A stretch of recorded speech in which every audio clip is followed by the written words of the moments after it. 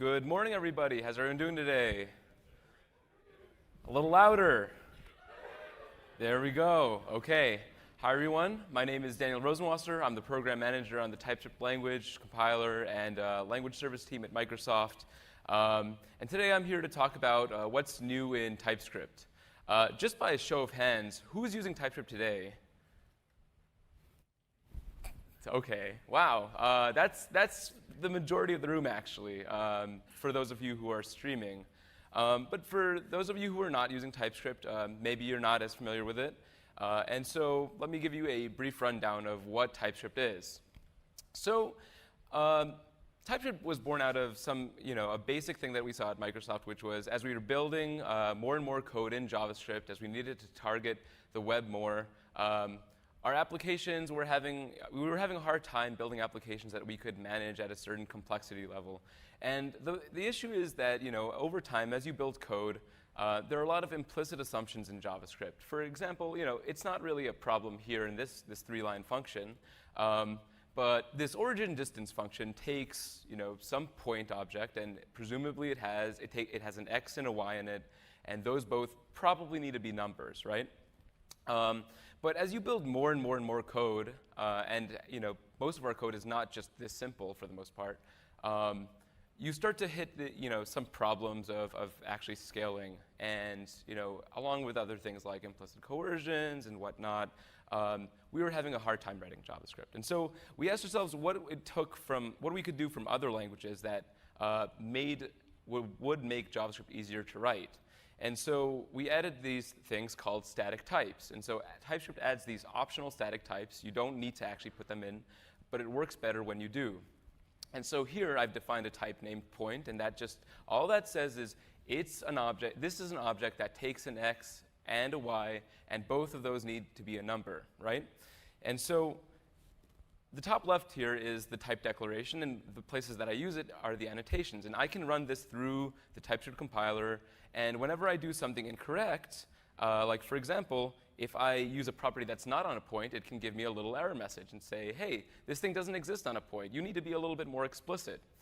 And when we tell the computer a couple of other things, right, when we actually can tell it the shape of things, we know where things come from. We can navigate our code more easily, but the computer can also help us navigate more easily. And so if you use an editor with TypeScript support, you can just hover over a variable and see the type. You can see that x is a number. You can jump around your code base, see who's calling a function, where the function is defined, etc.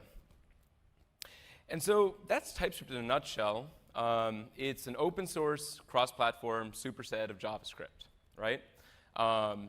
And really, TypeScript is type JavaScript at any scale. Effectively, if you've already used JavaScript within our editors, we give you some level of support based on TypeScript. And now, if we have some time, I'll get into that in a little bit. But the core idea is we're trying to make it so that you can write type JavaScript no matter if you're writing a very small, simple build script or a very large application. And so, the way that we build the product is we have a couple of core values. We try to do open source, but also open development. So we're not just hurling code over a wall. We're actually talking to our users over GitHub. We're on the issue tracker. We're taking PRs all the time. And we're also not trying to diverge from the JavaScript language at all, right? We see it as our goal to build a better type system for JavaScript so that you can get a better editing experience and a better experience writing code. And so diverging from the JavaScript community basically negates the value of doing that in the first place, right? And with that, we can't just keep adding features and making the type system more expressive. Part of the idea is to make it more approachable and to try to grow the community so that we have this virtuous cycle. And so the way that we think about community is through empathy and transparency and open-mindedness. And part of this open-mindedness is often meeting developers where they are. And so a good example of this is a while back, we saw that the thing that was stopping a lot of users of this thing called Babel, this product that allows you to take newer JavaScript code and compile it down to JavaScript code that runs in older browsers. So features from ECMAScript 2015, 2016, 2017, et cetera, things like async functions and classes and whatnot. You can use a tool like Babel to compile your code and run it in an older browser. But TypeScript also does this as well. And so, for a while we were trying to ask ourselves, how do we get Babel users to switch over to TypeScript? Because what they ended up telling us is, I don't want to touch our build script, right? No one knows how it works. Or, I have this CLI that already set up Babel for me, so I don't know how to tear it out and switch over to TypeScript. And really, we kind of reflected for a while, and we came to the realization that, trying to change the tide was not the right move. Instead, TypeScript and Babel could coexist, and we could make TypeScript a choice for Babel users. And so we actually sent pull requests, did the work so that Babel could understand TypeScript syntax, and then basically just rip out the types so that you can use Babel as a compiler or transpiler for your TypeScript code. And that was in development last year. And this past year, Babel 7 was released with TypeScript support. And that actually has enabled a lot of users in the React community using React CLI, Create React App, or the React Native CLI, or even Vue users, for example, as well. So people who were not interested in TypeScript because it was too much setup could finally use TypeScript. And that was a beautiful thing. Another example of this is a little bit more recent. So one of the things that we consistently heard from our users in both Visual Studio and VS Code was that the editing experience is pretty good, but linting, the linting experience in the editor seems to be problematic. And so this came from both TypeScript and JavaScript users, and we see it as our mission to give you a better JavaScript experience as well.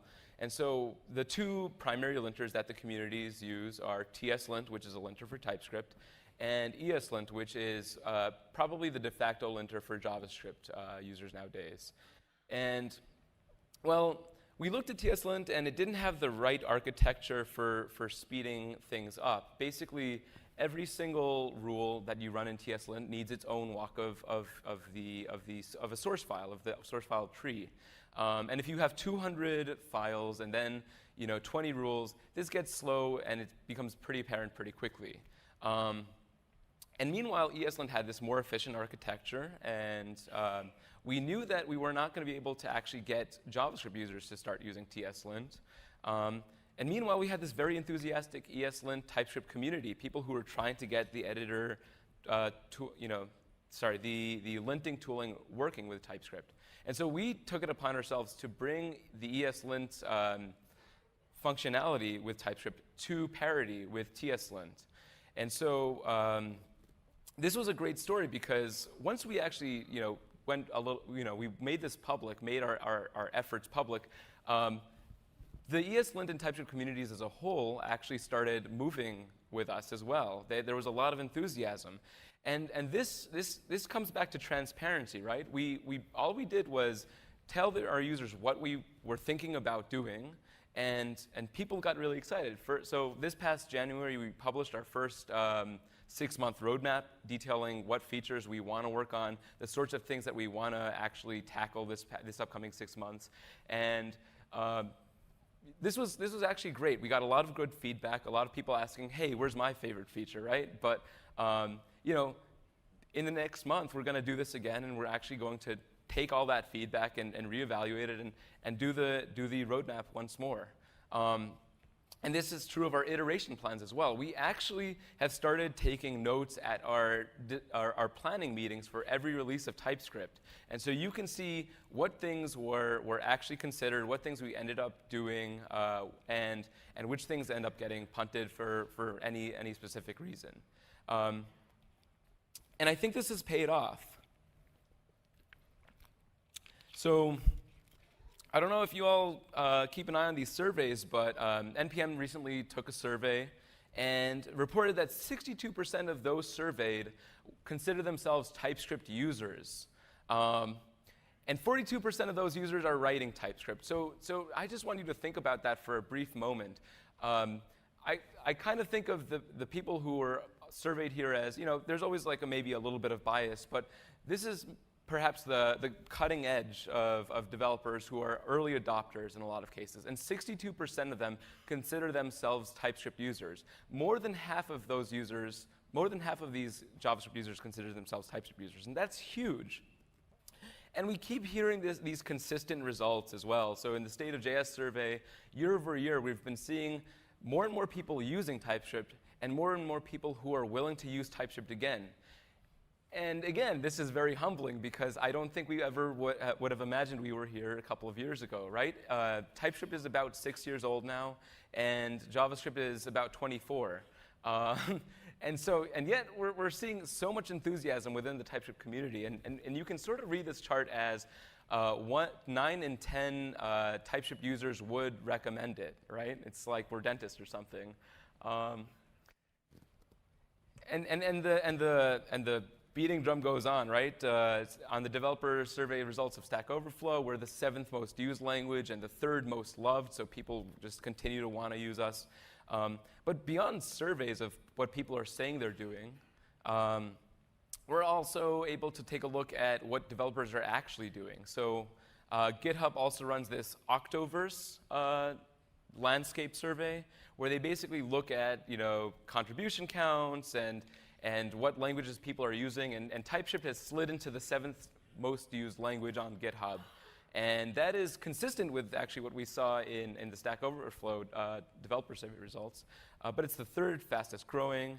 And definitely typed, which is the heart of the TypeScript community, the thing that actually allows us to integrate with JavaScript and where we have the most contributors, that's the 10th most active repository on GitHub. And so this is all thanks to everyone here who's using TypeScript, or everyone who is a TypeScript user today. That's the beauty of community, right? Without community, we're just a kind of cool project for adding types to JavaScript. But with community, we're an actual language that people care about and we can do things with. So, we should start talking about, I guess, what's new other than the development of the community as well. So TypeScript 3.0 came out this past year, and this was extremely exciting, and we had a bunch of features packed into that release. But it's hard to just isolate TypeScript 3.0 as this is where all the features went into, right? Because we release on a bi-monthly, half-monthly, I don't know. We release every 2 months, and the point is every 2 months we come out with great new features. And so I'd like to actually show a couple of those. Does that sound good? Yeah? OK, great. Great. Let's dive into this editor. So I'm going to turn this into onto Light Plus, and I'm going to can people read the text here? Who cannot read the text here? OK, I'm going to try to zoom in one more time, just so you can in case. So I'm going to write a function called call. And call takes some function fn, and it takes a bunch of arguments. And the thing that it's going to do is it's going to return the result of calling fn with those arguments. So all it's going to do is pass those arguments through. Now, this is pretty innocent-looking JavaScript code, but it turns out that most type systems can't easily describe the behavior that's happening here, right? So let's take like a first approximation. I'm going to scaffold out a couple of different functions, f0, f1, f2, f3, and each of them takes a different number of arguments. And this is our first attempt at typing call.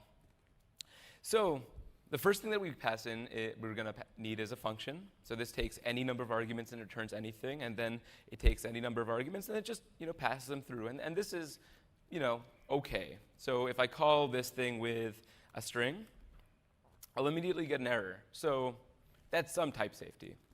And let's try to play around with this a little bit. Let's actually try to capture the value that this thing returns. Well, it says that this type is any. So what I actually need to do here is I need to capture the result of this function itself. So I'll introduce a generic type parameter, and basically in those positions, TypeScript will try to infer those to that type. And we don't have to specify the return type. We can actually just hover over here and see that TypeScript is giving us the right return type. Great. So we're a little bit further, right?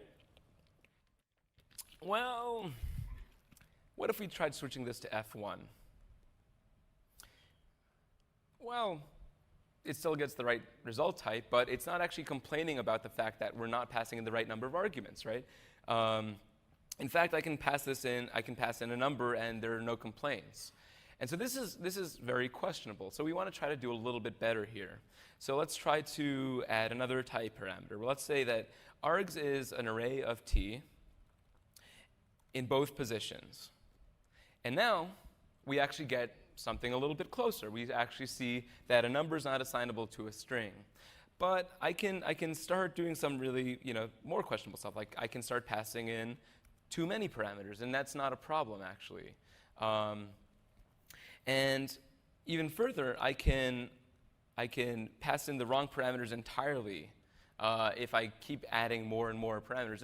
And so the way that most people tackle this is by this thing I like to call death by 1,000 overloads.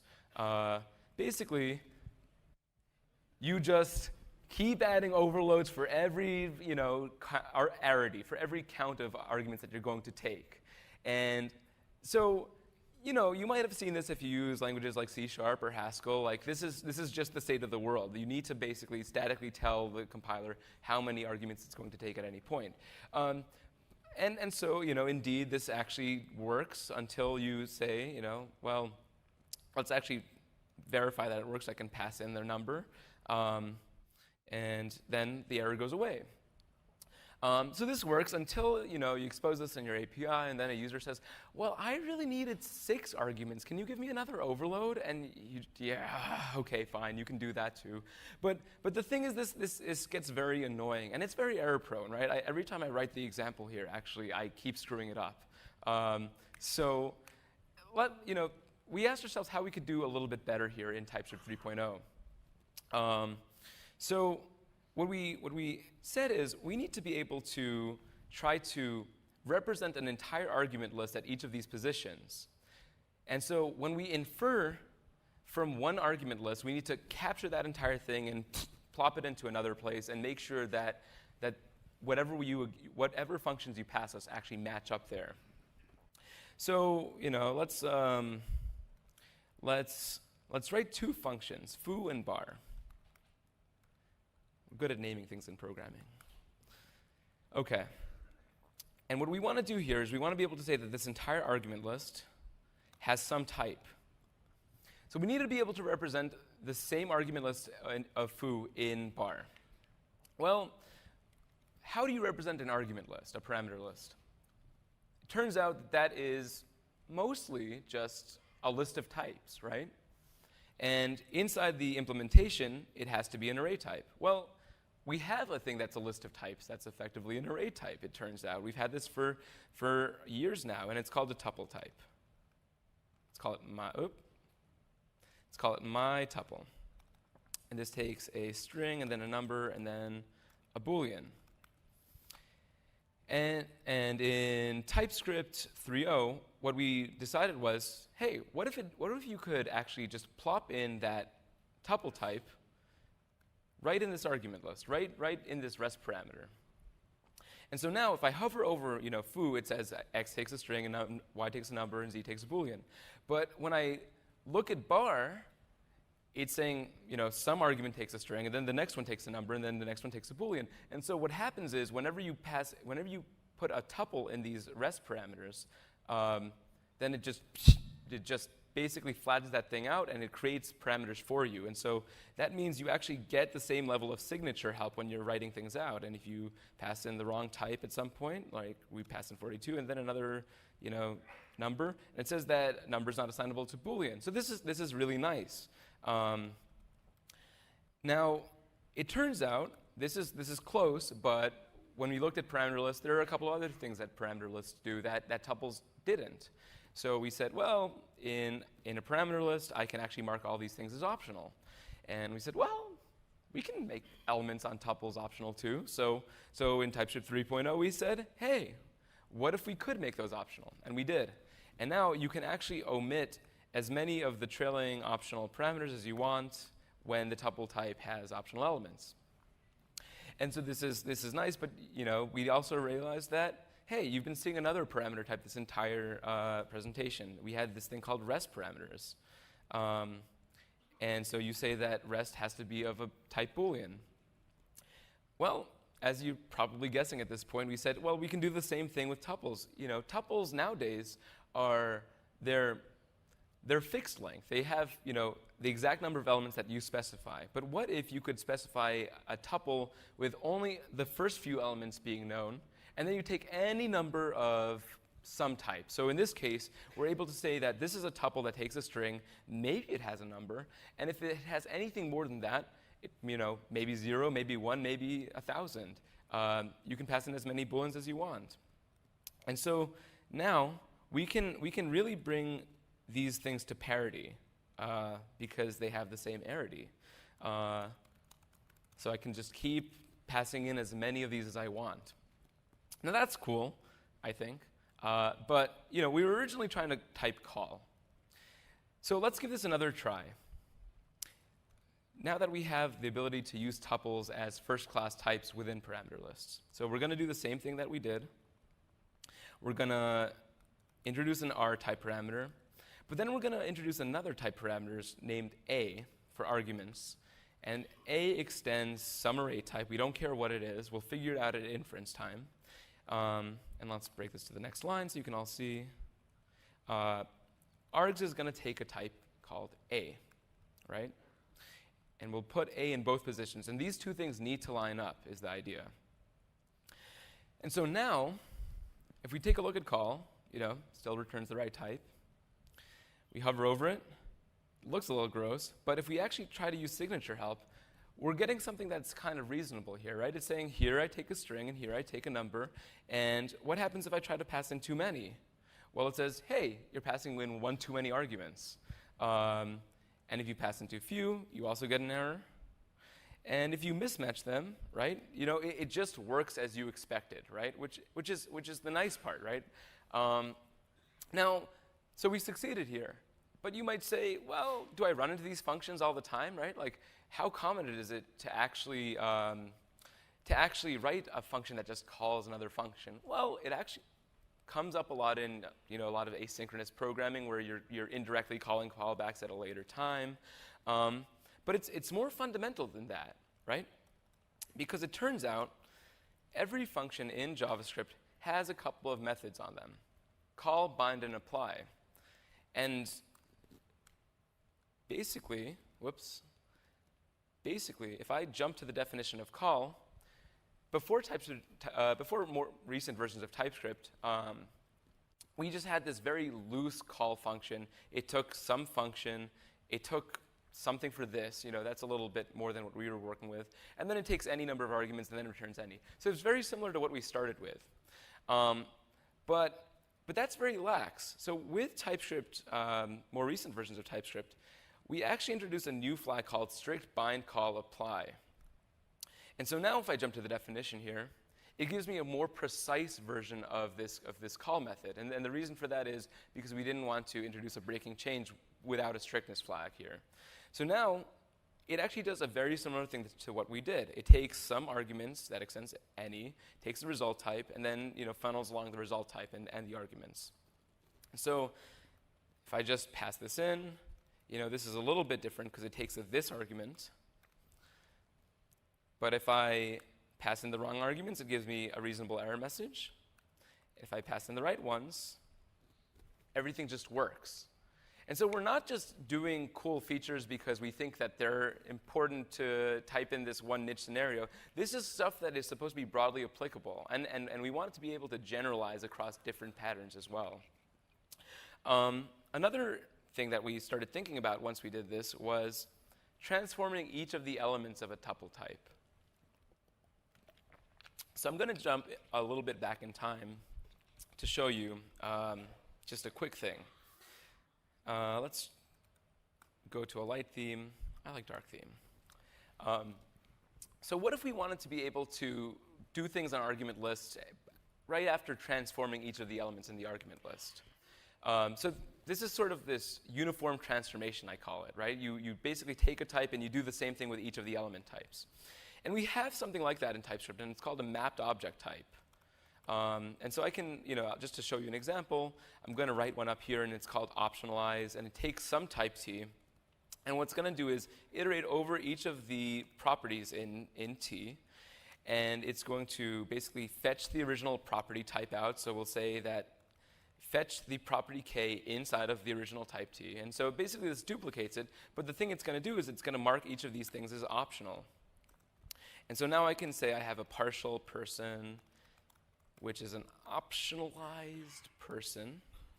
And if we hover over this, it's basically identical to the person type, right? We just took the name element and we said it was optional, age is optional, location is optional, right? But we could be very flexible about this. We could actually say that each of these element types are promises of the regional type. And instead of optionalize, we'd call this promisify or something. And if we'd write promisey person, just so we're consistent. So now we have a name that's a promise of string and an age that's a promise of number, et cetera, right? What if we wanted to do this with a tuple type, right? What if I wanted to be able to say that I have a number, a string, and a Boolean, and I want each of these to be a promise of string, promise of number, promise of Boolean? Well, if I hover over this type now, that's not what I get, and I don't think it's what you want. Like, you probably don't want this. I'm gonna go out on a limb and say that. It gets close to what you want, right? It maps each of the numeric properties of the tuple, right? So at 0th position, you get a promise of number. At the next one, you get a promise of string. But then you get some questionable stuff, right? Like length is a promise of 3, which, I mean, I use that all the time, but probably not most of you do. And then you get the includes method, and so you have a promise of this function that I don't know. I can't even read this at this point. And so people would often try to run array types and tuple types through map types, but they'd get the wrong result most of the time, and this was very unexpected. So what I can do here is, fast forward in time. That was TypeScript 2.8 that I was running in. So what I can do here is I can plug this through. It's not really a promise person anymore. We hover over this, and we actually get the right type. So in newer versions of TypeScript, each of the element types in the tuple is actually mapped, right? And it's not just tuples, it's actually any array type. So if I say that I have an array of number, then it's going to give me an array of number promises, effectively. It's a little bit hard to read in that order. But basically, this is very handy because we didn't have to introduce a new concept. You can just reuse your map type logic in a lot of these cases. So why does this matter, right? That's always the question. Well, it turns out we have this function built into our standard library, or into JavaScript runtimes nowadays, called promise.all. But the way that TypeScript types promise.all, well, maybe you've heard of this expression. It's called death by 1,000 overloads. So it does the thing that you expect it to do. It takes each of these and it finds an overload for each of these things. And it goes up to 10. And if you get 11, I mean, sorry. But it currently doesn't do it today, but we could make something that actually does work as you might expect.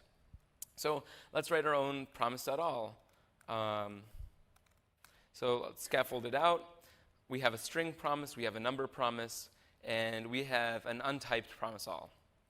And the idea is that this should take an array type and basically give us a promise of the list of each element type, right? So it waits for each of these things and then gives you a promise of that. Well, right now it returns any, and that's actually the issue. So what we can do now is we can use a little bit of inference magic here. So you can take some t that extends any array, and what we're going to do is instead of trying to unpromisify each of the elements, we're going to use a very declarative form. We're going to say that, we're going to call it P's. We're going to say that P's extends this t type, or sorry, promisified t. And basically, when we get a type here, we'll try to reverse infer from a promise of IT to the T type, and then we'll end up with a promise of T itself. And so now if we look here, we end up with a promise of a string or number array. And so that's actually pretty close to what we wanted here, right? I can write an async function foo, and I can say let x or blah equal await x. And now with blah, I have an array. I can index into it. And if I hover over this thing, the issue is that I get a string or a number. And the reason for that is because the inference process basically assumes that you want something that you can mutate. So for example, I should be able to actually push another element into this array. Push. Jeez, what's wrong with me today? I can actually modify the array. So it takes mutability into account. But what I'd really like to do is to be able to say that this thing needs to maintain each of the indices. It needs to maintain the types at each position. So what I can do here is I can use this new thing called asConst. And right now it yells at me and it says, well, you're giving me something that's read-only, but you're trying to assign it to a mutable type. So that's not an error in the demo. This is actually something that I need to account for. Right now, promise all effectively expects what it says is that it takes an array type, but it doesn't make any guarantees. It implies that it could actually be modified. So what we want to do is we want to say that we have a read-only array of any. It extends a read-only array of any. So what did I just do there? Let's try to extract this out to its own constants. If we hover over this thing, it tells us that we have a read-only tuple of a promise of string and a promise of number. And so this asConst assertion effectively says we are in a position where we want to only think about things as immutable. We're actually taking immutable data structures as, well, we're taking first-class JavaScript data structures, but trying to give them a way to be described as immutable in a first-class manner, right? And so now I can actually say that this thing takes a read-only array, and when I look at this, I actually get a string. And so I can do things that strings can do, right? I can do to lowercase. That's my favorite method on strings, I guess. And I can take the one at the first position, and then it's an error because that's a number. And then if I can take it at the second position, it tells me, well, you're going too far in the array. And so, we really took immutable styles of programming in JavaScript and TypeScript pretty seriously in the last couple of releases, right? In the 3.x series, we started thinking a lot about function composition and immutable data structures. And this comes up a lot in JavaScript nowadays. And so we even added a new syntax that you can use. So you can set a read-only array. You can say read-only array of the thing that you've got, right? And so this makes it a little bit more, a little bit easier to express the things that we want to do here. So that's a couple of the things that we've done in the last couple of releases over the last year. The correspondence between tuples and parameter lists, easier functional programming patterns. I wish I could dive even further in, but we just don't have enough time. But then one other thing that we started working on is we started thinking about how we can give you faster project builds. So there's this certain style of coding where you can basically set it up as, you can basically start up a pretty small TypeScript program, and it's very self-contained, and you have no issues, and you just, every time you need to make a change, you recompile, right? And then you can think of organizing your code in terms of basically separate packages on NPM, potentially. But there's something in between these things, which is what a lot of people tend to call a monorepo. And that just means I put all my projects in the same folder. It's not, it sounds scary, but it's pretty common. And the most common monorepo setup that we end up seeing is, this is the simplest one probably. You've got a front end and a back end. You have client and server code, and each of those has tests respectively. And then you have this shared code base that each of them uses. So you might have types, you might have validation logic, things like that, right? And the thing is that previously it was the case that if you wanted to recompile client, it would just suck in shared and try to recompile all of that. And so you were doing a lot of wasted effort. And there were just issues with the way that everything was emitted. So your output directory would be cluttered. And so we introduced this thing called project references so that you could make these logical boundaries between each of your projects.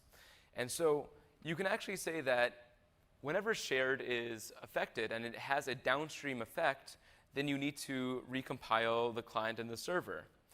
And if the client and the server don't have any downstream effects in their API boundaries, you don't have to recompile your test and a subsequent build. And so, assuming each of these is equally as large, right? All your tests are as large as your application code, right? Then you're basically able to, in this scenario, cut out 40% of your build time in theory, right? And so project references in TypeScript's build mode allows you to really cut down on wasted build. So for example, if I actually just affect one line in my shared directory, and I really didn't affect the API, right? I just added a comment. I shouldn't need to do a full rebuild of the client and the server and everything else. So in this scenario, client and server aren't affected. They basically, none of their assumptions have been invalidated since the last time. So we implemented build mode, and that understood project references in TypeScript 3.0. But that was the minimum viable product, right? We had watch mode and things like that. But we also had a watch mode that was built into the regular TypeScript compiler, right? Just for any other regular project that didn't use project references. And whenever you have, whenever you're running in watch mode with the TypeScript compiler, it actually does this file level incremental rebuild whenever you touch a file. And so it actually does the same sort of logic, right? It figures out which files have been affected, and whichever ones need to be rebuilt need to get rebuilt. And that way, as you hit save, like we're able to really just almost instantaneously do a re-emit and a recheck in a lot of cases. And the build mode was not using that. So the logical next step was to make it even faster, right? Because no one, well, I mean, I like my coffee breaks, but no one likes long build times. So we were able to implement that, this is a weird diagram, but we were able to implement that file level incremental watch within build mode.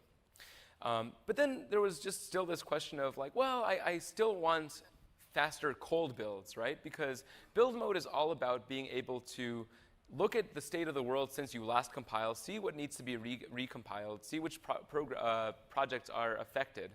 And, well, you're not able to give me that at the file level, right? I still want to do that at the file level. And so we said, what if we could make it faster, builds faster for everybody, whether you're using build, whether you're using regular compiles with TSC, but just saving the state of watch mode since we last ran.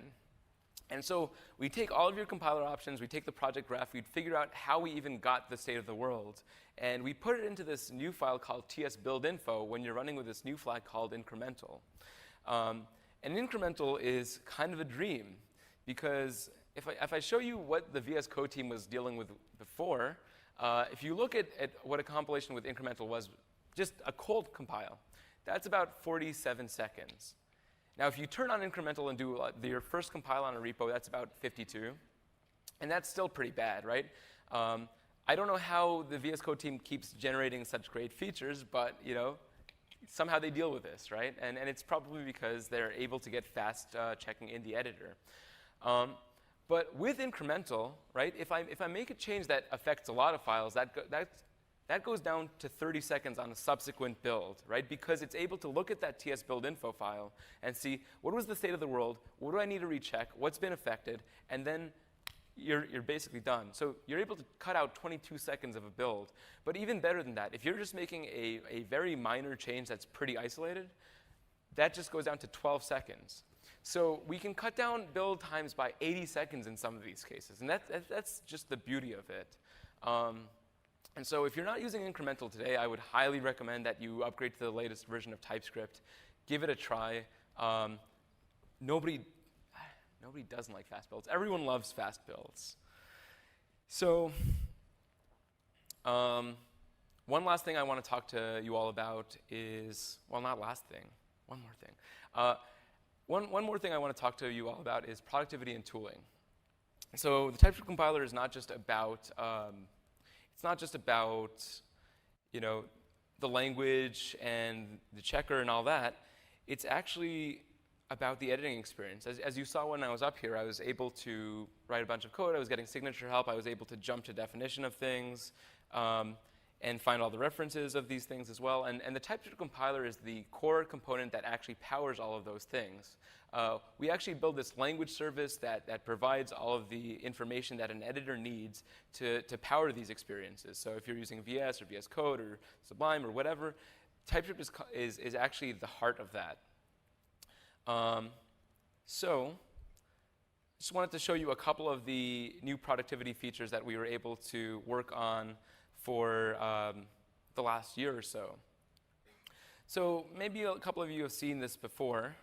But if you're running in, let's say strict true, we're able to do this thing where, hey, we can tell you when your parameters and other variables are implicitly any. And any is not great because, well, it lets you do anything, and it's a source of unsafety. So we added a quick fix for this so that we could infer the types from the usage, right? But something that's a little bit more subtle than that is when we turn strict off, we don't like to see all of these red squigglies because it makes it a little bit overwhelming to migrate to a stricter mode in TypeScript. What we're now seeing, though, is that there are these 3 gray dots. I'm not sure if you all see them, but that's a suggestion diagnostic. So instead of a full-blown error, we're able to actually tell you, hey, this thing actually has the type any. You might want to add a type annotation. And so what we can do there is we can actually still respond to these things. And now people who want to be able to incrementally migrate to stricter modes in TypeScript can do so in a feasible way without feeling like you're drowning in a sea of red squiggles, right? And that's really nice. And then we can play a little bit more with this sample, right? So for example, let's say I'm looking at this function greet here. I take a look at each of these parameters, and I can kind of guess what they do. But if I'm very far away from the declaration, I don't want to have to jump to it or hover over it. And maybe I want to reorder these for some reason or another. Well, in one of our recent versions, we had our intern Gabriella work on this really handy refactoring to make it look like you're using something like named parameters. Now, JavaScript doesn't have named parameters, but we can apply this refactoring to turn these parameters into a destructured object, right? And now I actually know which parameter corresponds to what. So I can take this and I can move it over. Whoops. I can move it over to this position here, and that's handy because for really long object types, we often have these option bags in JavaScript. Once you start to see that you've got maybe 4, 5, 6, 7 parameters, it might be time to reorder them so that it's more obvious what your function is doing. And so, I'm using this function. Maybe I want to move it to a new file as well. So that's another new refactoring that we started to add. So now, I guess I have a greet existing already. Whoops. Well, I can jump to greet 1, and now I can see that I don't have to think about what dependencies does this depend on? How do I put them all in this other file here? And if I want, I can call this phrases instead of greeting. And now I'm getting another thing that says, hey, I saw that you renamed phrases. Do you want to update the paths? Sure, I'd love to. And so now the path is updated. But I don't really like to leave my editor. I really like to stay in the buffer. So I can rename this my phrases from here as well. And so basically we're trying to make it so that you can easily just move code around without having to think too much about it. And you just don't need to make as many context switches as you otherwise would. That's what makes you code faster and happier. So those are just a couple of the refactorings that we've done and the productivity features that are built into the editor. And the last thing I want to talk about is UX and approachability. Um, so last year, we made a trip to a couple of companies everywhere, but there was one trip in the Bay Area where we got a lot of different feedback from places saying like, oh, could you add this feature, could you add that feature? But the thing that we consistently heard from every company was, man, your error messages get so bad sometimes. And you know, we're adding good features, but sometimes they admittedly do get a little bit out of hand. And you know, some people are trying to break records, and you know, hey, if you like to compete on this, I encourage you. But we really didn't like this, right? Like, this is a fairly small example, but it triggers this very nasty thing. And the thing that we heard from these companies was we often have new people coming in. They've never dealt with another typed language at all, or maybe JavaScript is their only language that they know. And the learning curve of TypeScript ends up being very scary because of this. And so we worked on this, and we started thinking and working with with the editor teams of how we could display the information that we want to better. And so we cleaned this up dramatically, where we were able to just, for example, you no longer have the error span on the entire object literal. We can tell you the thing that, the place that the error is occurring. And then we can cut out all of the, that entire huge stack trace, that pyramid of doom sort of thing. And we can also even tell you, hey, this thing was declared here. Do you want to jump over to this as well? And that sort of thing makes it easier and more approachable because, do you want to read this entire thing? No, right? And so between 2.8 and 3.0, we started making these huge leaps, right?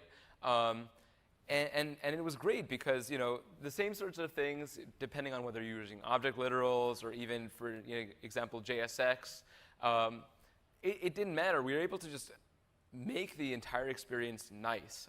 And we were proud of that. And we're committed to that as well. So we've been working on the last couple of versions thinking about, hey, how can we do a little bit better? And it's not just us either. The community has been pretty amazing about sending us pull requests. And in fact, anyone here should feel free to send a pull request for anything marked as error messages and good first issue on our issue tracker as well.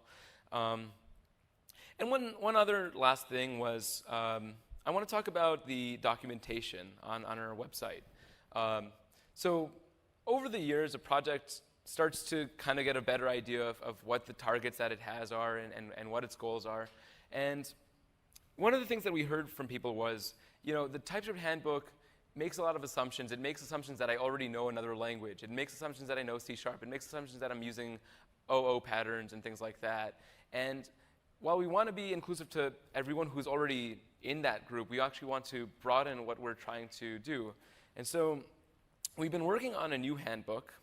And so the real treat is, the content. The things that we're trying to focus on are, for example, union types are one of the first things that we end up covering. And so you don't feel like that's an advanced type, so to speak, right? That's actually the bread and butter of what TypeScript is. So narrowing, for example, is the third chapter in the new handbook. But we're really taking documentation seriously as a first-class citizen. So for example, you're seeing this little red squiggle. And the thing is that this is not just any red squiggle that we did on our own. This is actually generated from the TypeScript compiler. So every single example in this handbook is validated, and error messages are one-to-one with what TypeScript would give you. And this is good because it's not something that is unexpected when you see a difference between your documentation and your editor. But it also keeps us honest. So if we ever see a bad error message, we can actually take a look at that and say, no beginner would ever want to see that. We need to fix that right now, right? So it gives us a little bit of priority. And we can actually make documentation using everything that your editor has. So for example, when I'm writing this, I don't have to write the type here is a string and the type here is a number. I can actually just point to any of these locations, and this is exactly what your editor would display if you were working with it with TypeScript. And that's actually kind of a beautiful thing. And of course, one thing to show off is dark mode, right? So we're actually thinking about dark mode and different theming so that if you're reading this stuff late at night, I know these are big transitions for your eyes, sorry. But as you're reading these things, we want you to feel comfortable. We want to make this as fast as possible. And so, this runs with as little, this is ironic, it runs with as little JavaScript as possible. It's all rendered once with our compiler. And we're hoping that this is an experience that comes by, November of this upcoming year. We should be done, and we should have something ready for all of you. So with that, we have about 10 minutes left. And what I'd like to do is open up the floor to a Q&A. And we have the pleasure of Anders Heilsberg. He'll come up as well. If you all want to applause as well, yeah.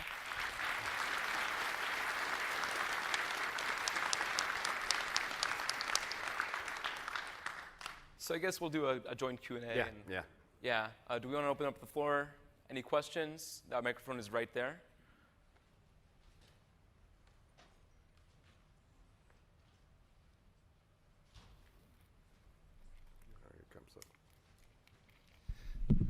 Yeah, so I was kind of curious about WebAssembly, and if there is, I knew you were going to get this, so. I just saw assembly script for the first time. Right. We know it's going to become a bigger thing in the future, and I'm just wondering if that's going to be a target. So let me talk a little. It's funny, the first question is always WebAssembly. So I've said it before, and I'll say it again. I think WebAssembly is the most incredibly aptly named technology, and on the web today, everyone wants assembly because it implies faster, right? But it's also in many ways misunderstood, and I'm not implying that you're misunderstanding what it is, but something like assembly script, for example, takes this TypeScript syntax, but it doesn't take any of the semantics at all. So it's a different language. It has nothing to do with TypeScript, really. And if you think about what has to happen if we compile to WebAssembly? Well, in order to compile TypeScript to WebAssembly, TypeScript is a superset of JavaScript. In order to execute that in WebAssembly, you have to include a full JavaScript VM inside your JavaScript VM. This is getting very meta. But WebAssembly is really the ability to run a low-level machine code inside your browser in a sandbox, right? But anything you want to run, you have to include yourself. And that means we would have to package a complete JavaScript VM along with the code if you wanted to preserve the semantics, or we would have to define a different language, and now it's no longer TypeScript. So WebAssembly, in my mind, is really suited for if you have some C code that you want to compile, say with Emscripten or whatever, a game, a compute engine, or whatever, you want to compile it into machine code. And then you want to call it from JavaScript and get the result back and have the computation go faster. But you're not having that piece of code in there called JavaScript APIs or anything like that. That's really sort of the level that WebAssembly is at today. Now, WebAssembly is going to evolve, and the cost of transition in and out of the sandbox is going to get lower and whatever, and we'll see where it goes. But so far, if you want to run JavaScript or TypeScript in a browser, you already have a fantastic VM built into the browser, and it makes much more sense to use that. So for TypeScript to target WebAssembly simply isn't meaningful. This is actually why I brought Anders, because he has this entire response pre-canned, right? Good, now go sit down. Yeah, awesome. Thank you so much. Yeah. But I think it does help to think about it Socratically in that way. Yeah. All right, how's it going? So I know we have the Reflect Metadata API, and I was wondering, is there going to be sort of progress on runtime reflection? So maybe a little bit more specifically, being able to look at a method and see the arguments when they're specified as interfaces. So. Well, I think there's a couple of things there. I don't think that we see interfaces compiling down to anything anytime soon, right? Basically, the entire premise is that these things get erased away, and so that way you can easily overlay TypeScript without affecting the JavaScript semantics. Now, that is something that we've heard a lot of demand for a while, but I don't think it's anywhere in the near future for that direction at this point. Yeah. Sorry about that. Cool. Yeah, no problem. Thank you. My question is about private variable syntax. I noticed in the new ECMAScript there's syntax that looks different than TypeScript private variable syntax. So I was curious about the plans for the future there. Yeah, there is a proposal to use the pound sign or number sign in front of an identifier to designate private variables. The proposal currently, is it at stage 2 or is it at stage 3? I think it moved to stage 3. It moved to stage 3. And Chrome has it implemented now. Chrome has it implemented, but it is not officially in the ECMAScript standard, and we're weighing whether to go there or not. It's not clear whether it's going to make it all the way through. I mean, so Yeah, we'll see. I mean, our concern here is we don't want to put features into language that we then later have to retract. Is basically it. There's already actually an implementation of private variables, a pull request implemented by Bloomberg that we're considering merging, but We've been working with them for the last 6 months to make sure that, as it goes through ECMAScript, it's in a ready state for us to pull in, and so that actually has looked pretty good so far, and so the two of those things, one thing that people often ask is whether or not TypeScript's private fields or private properties are going to be compatible with the private fields proposal. And the way that you can sort of think about it is that they really are orthogonal, right? They don't actually affect each other. Private fields are inherently design time private, and so you never really have to think about whether or not you toggle the public or private modifiers on them. But then you can think of TypeScript's public, private, and protected as really just types overlaid on the type system, right? And so those just like anything else in the type system, they're supposed to be things that we can erase away easily. And so, but certainly, if the ECMAScript private fields proposal makes it to stage 4 and looks certain to go in, then we will absolutely pull the trigger and support it in TypeScript 2. We just want to be cautious because we have features today that are legacy that we're having to maintain, like our decorators that are incompatible with the other decorators that then in turn didn't make it into JavaScript, and so it's like, there we are. And we just don't want to do that again. Thank you. You're welcome. Hi. The rework documentation you showed at the end looks awesome. Any chance of it including some beefed up documentation for the compiler APIs? So I guess as the person who wrote the compiler API examples, I should answer to that. I don't necessarily think that the audience for the compiler API is the same group of people going through the handbook. Right. However, you're not the first person who's brought this up, and I think it's something we should strongly consider once we have some time after the new handbook goes out. Okay. So if you actually have examples of things that you'd like to see, the wiki itself is its own GitHub repository, and so you can send pull requests, you can file issues and tag me in them, and we can try to consider that, because I think the examples are often the most telling ways of, they can actually help you understand the internals better. Okay. Does that sound reasonable? Yeah, sounds good. Thank you. Awesome. Thanks. All right, so is this capturing decorators, arrow functions, or binding? What about decorator arrow function binding? No, like capturing this, what's your preference between decorators, arrow functions, or using bindings? Personally, I would recommend you in any function where you want to be assured that you've captured the actual this, I would write it as a lambda as an arrow function, and then just assign it to a property of your object. At that point, you know that you have statically captured or permanently captured the outer this in that function object. And it doesn't matter how that thing is called, you will always see the correct this inside your arrow function. So that in my mind, it's always the one and only sort of absolute certainty way to capture an outer this. Yeah, I definitely agree with that. And when you use all of our strictness flags, we specifically have ones for capturing this, and those are really handy, right? So arrow functions with those combined really help avoid the problems with this in JavaScript that you end up running into a lot. Any other Well, we're questions? out of time.